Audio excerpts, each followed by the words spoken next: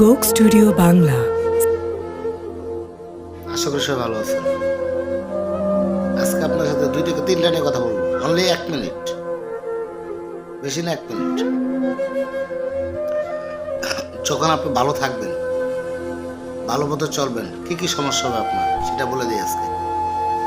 প্রথমে কি জানেন, আপনার প্রচুর পরিমাণে অভাব থাকবে, অভাব। স্বাভাবিক জীবনে চলতে গেলে যেই সমস্যা, স্বাভাবিক জীবনে চলতে গেলে আপনার অনেক সমস্যা আসবে। যখন আপনি ফ্রেশভাবে সৎ পথে চলবেন, অভাব অনটন আপনাকে ছাড়বে না।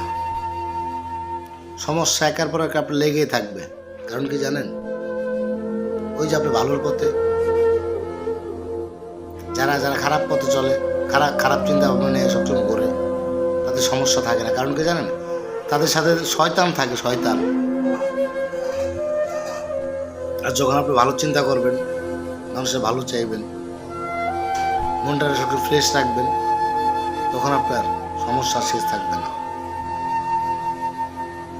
সবসময় একটা তো ছোট করে মনে রাখবেন, যখন আপনি ভালো থাকবেন, ভালোভাবে চলবেন, আপনার সমস্যা শেষ থাকবে না।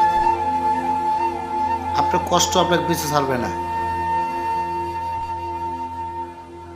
কেন জানেন, ওই যে আপনি ভালো পথে আছেন। কারণ কি জানেন, আমাদের সৃষ্টিকর্তারা আমাদেরকে এভাবে পরীক্ষা করে। আপনি কখনো আপনার রিজিকের চিন্তা নিয়ে এক চুল চিন্তা করার প্রয়োজন নাই। আপনার রিজিক যে জায়গায় আছে, আপনি সে জায়গায় যাবেন এবং সেটা খাবেন।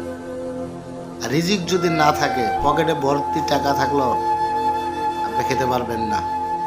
কারণ কি জানেন, আপনার রিজিকটা নাই। দেখেন, একটা কুকুর, একটা বিড়াল, তাদের না কোনো জায়গায় 1 কেজি চাল জমানো নাই, কোনো ব্যাংকে 10টা টাকা নাই, সেই কুকুর বিড়ালও কিন্তু খায়। তারা আল্লাহ খাওয়ায় বাঁচায় রাখে। কারণ কি জানেন, তারা কখনো আপনার আমার মতো রিজিক নিয়ে তো ভাবে না যে আজকে খাইছি কালকে কি খামু না খামু। যার কারণে ওরা আল্লাহ করে ঠিক মতো খাওয়ায় রাখে। খালি শুকরিয়া নাই কাদের ভিতরে জানেন, আমাদের মতো মানুষের ভিতরে। আমি বুকে হাত দিয়ে বলতে পারি, আপনি আল্লাহর উপর ভরসা করে চলেন, আপনি কোথাও ঠেকবেন না।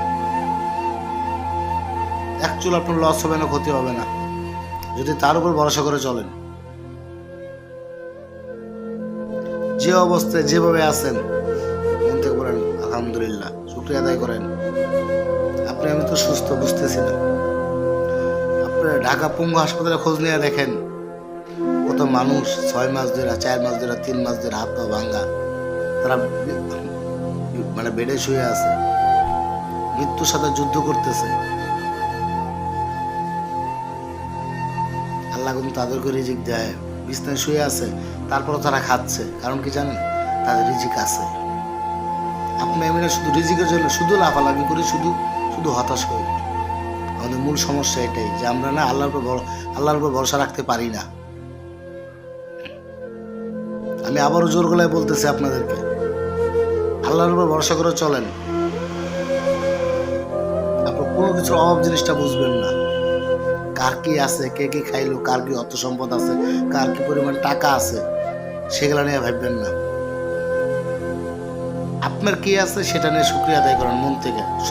বেস্ট ভালো থাকবেন আপনি, এটা আমার গ্যারান্টি।